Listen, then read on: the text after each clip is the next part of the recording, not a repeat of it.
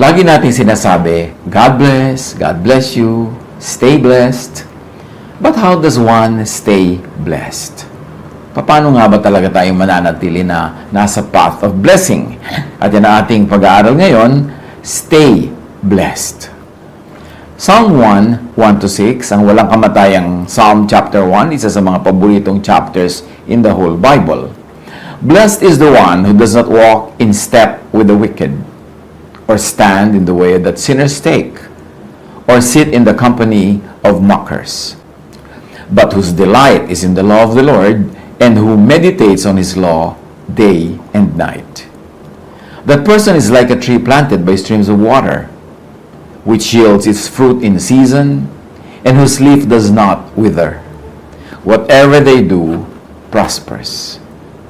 Not so the wicked. They are like chaff that the wind blows away. Therefore the wicked will not stand in the judgment, nor sinners in the assembly of the righteous. For the Lord watches over the way of the righteous, but the way of the wicked leads to destruction.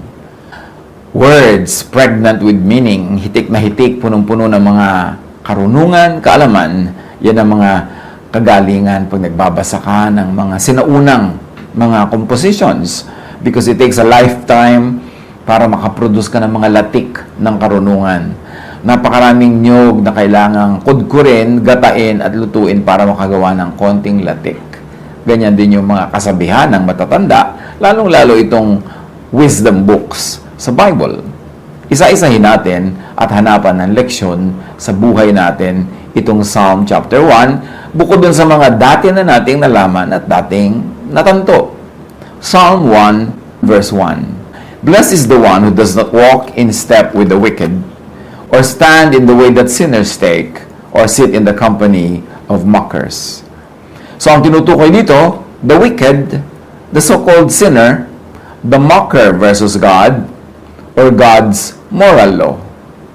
Ang una siyempreng papasok sa ating isipan pagka merong wicked, sinner, or mocker, ang binibreak niya, God's moral law. Yung bang law of what is right or wrong.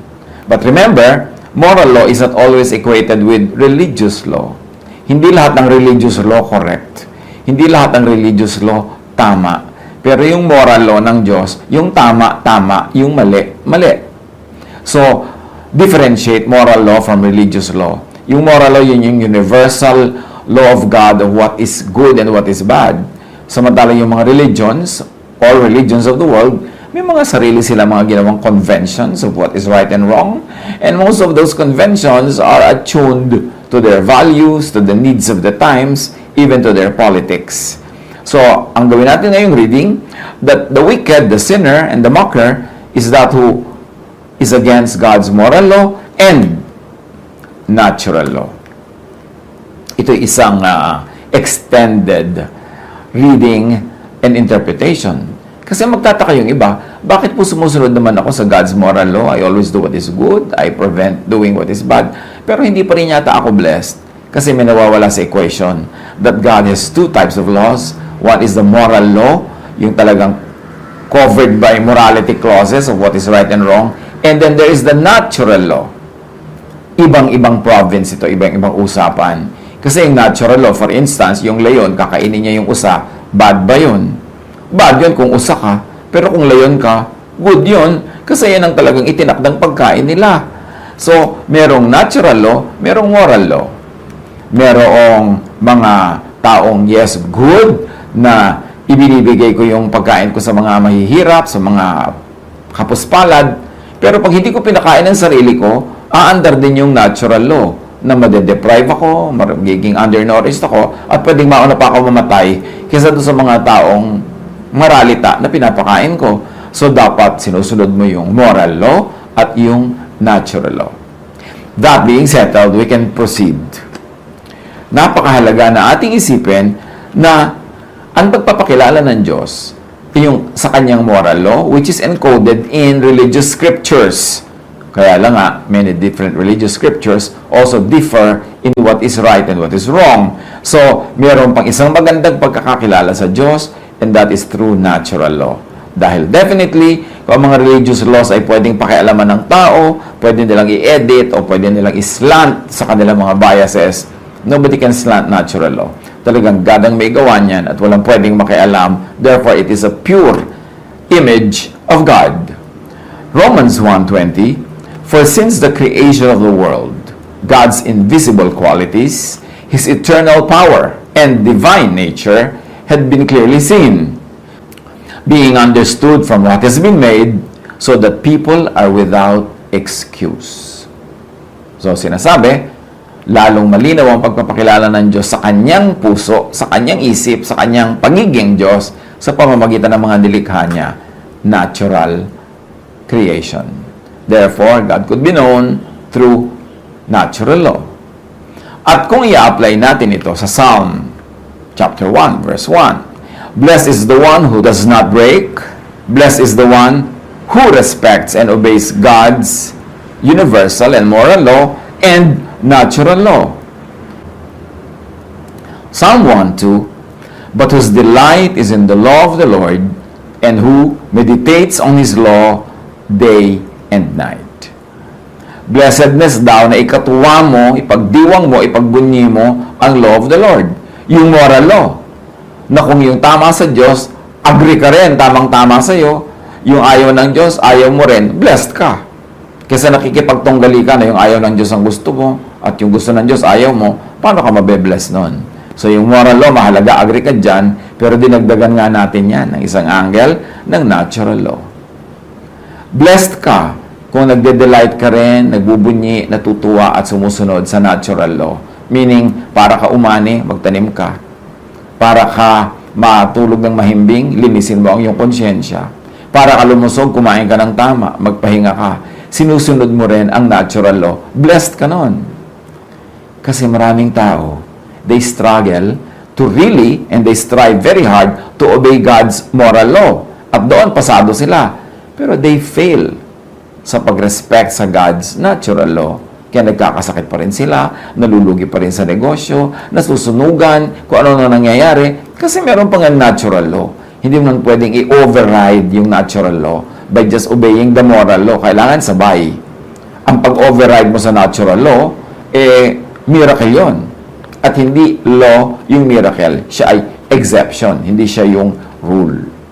Now, blessed is the one who meditates on and think deeply about.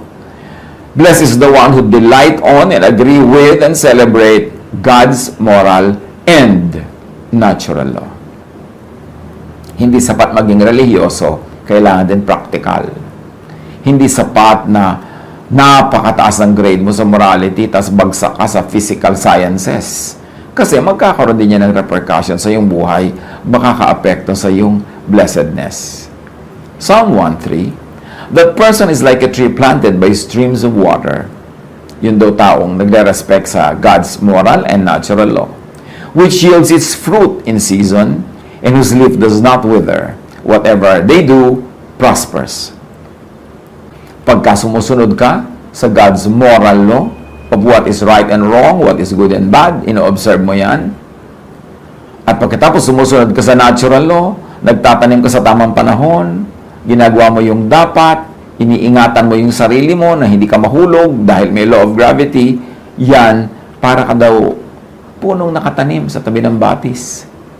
Ano man ang mangyari, nakasawsawang yung ugat sa tubig, napapainom ang halaman, mamumunga, laging sariwa mga dahon, at ito ang blessedness. Huwag kang lalayo sa streams of water. Yung streams of water na yon, moral water and physical water. Yung natural water and spiritual water. Pareho mo dapat magkasabay na ino-observe ang mga bagay na yan para patuloy tayong maging blessed. People who understand, appreciate, obey, and enjoy obeying God's moral and natural laws become and remain prosperous. Psalm 1 verse 4, not so the wicked. They are like chaff that the wind blows away. So, sino yung wicked dito? Yung disobedient to God's moral law, at idagdag natin, those who are disobedient to God's natural law. It's a form of wickedness to disobey natural law because God is also the author of moral and natural law.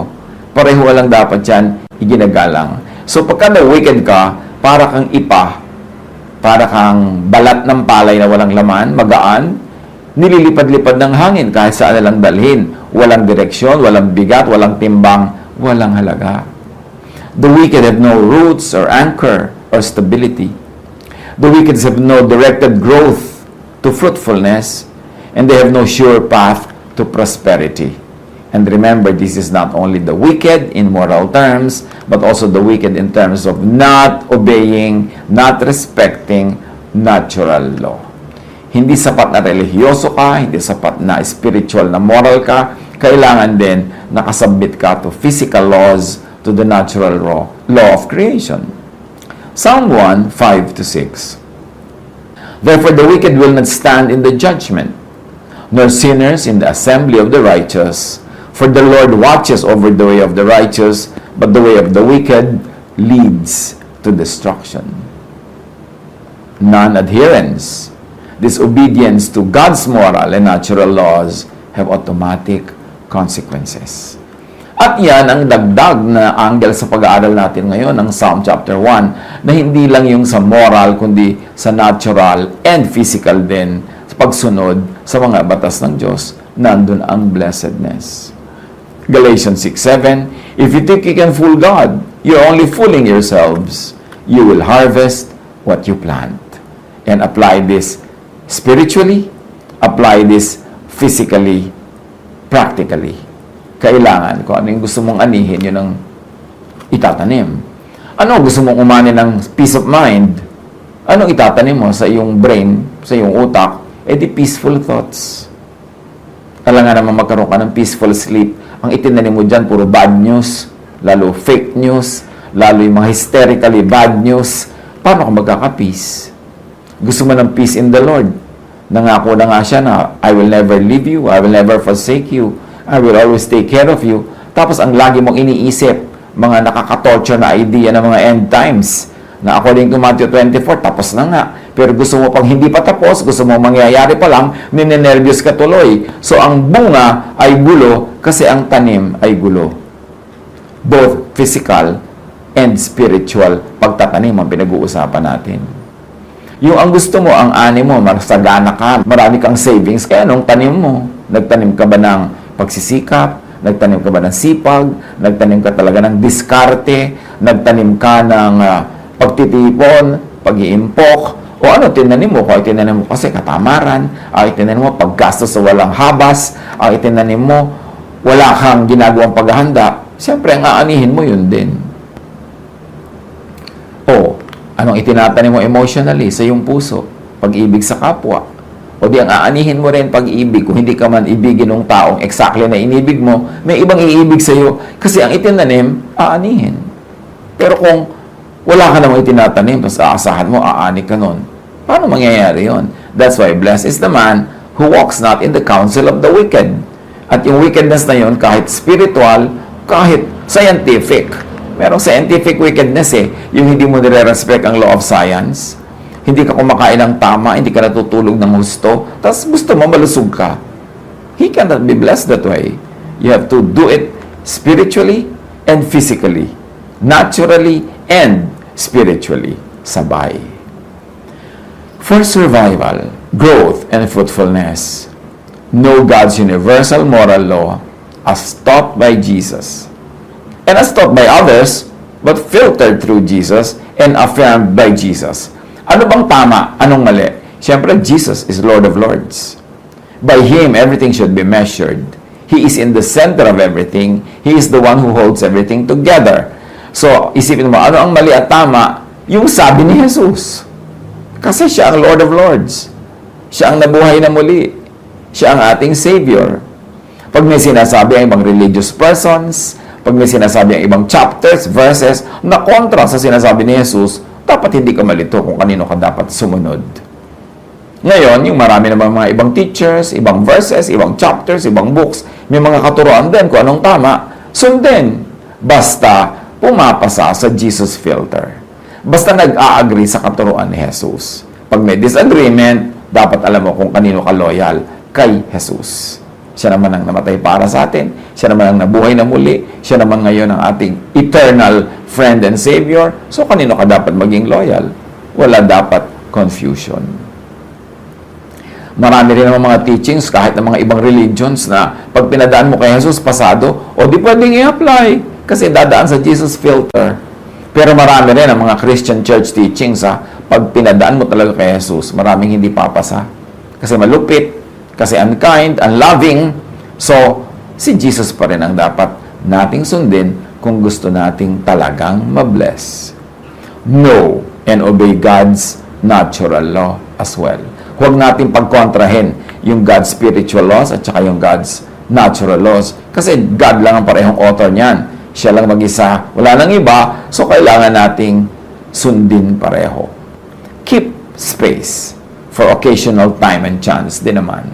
Hindi naman laging natural law na pag may ginawa kayo ng bunga. Kung minsan ginawa mo, tapos na iba yung bunga o hindi na bunga, sabi yan sa Ecclesiastes 9:11-13, time and chance. Meron daw talaga kung minsan ay dinadat na ng alat sa buhay. I saw other things in this life that were not fair. The fastest runner does not always win the race. The strongest soldier does not always win the battle. Wise people don't always get the food. Smart people don't always get the wealth. Educated people don't always get the praise they deserve. When the time comes, bad things can happen to anyone. Sabi ng ibang verses, time and chance happens to all. At sabi ng iba pang, mas direct na verses, sometimes people go through bad luck. Or bad luck can happen sometimes. So generally, know, appreciate, obey God's will expressed in Jesus-filtered moral law and natural law.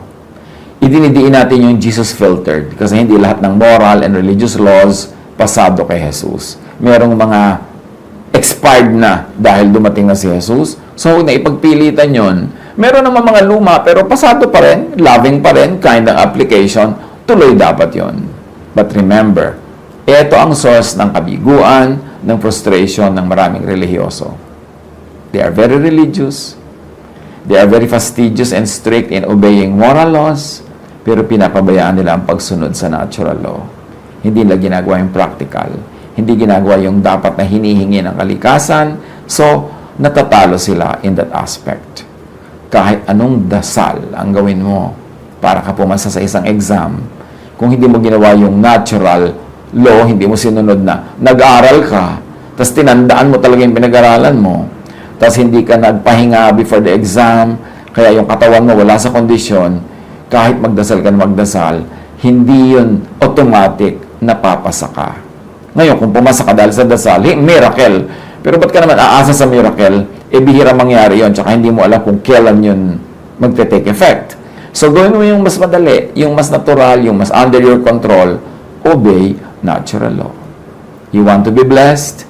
Be morally upright and also be upright in terms of respecting natural law. Be planted where it is practical that you would and that you would expect that you would bear fruits. Hindi itatanim mo ang sarili mo sa isang very barren land tapos dasal ka ng dasal ang maging fruitful ka. Pwede mangyari yan, pero miracle nga yun. And don't always expect a miracle to happen because it's exemption to the rule, not the rule. Obey natural law. Be blessed. Stay blessed. Hanapan ng mga personal application nito sa buhay na pang-araw-araw. God bless us all.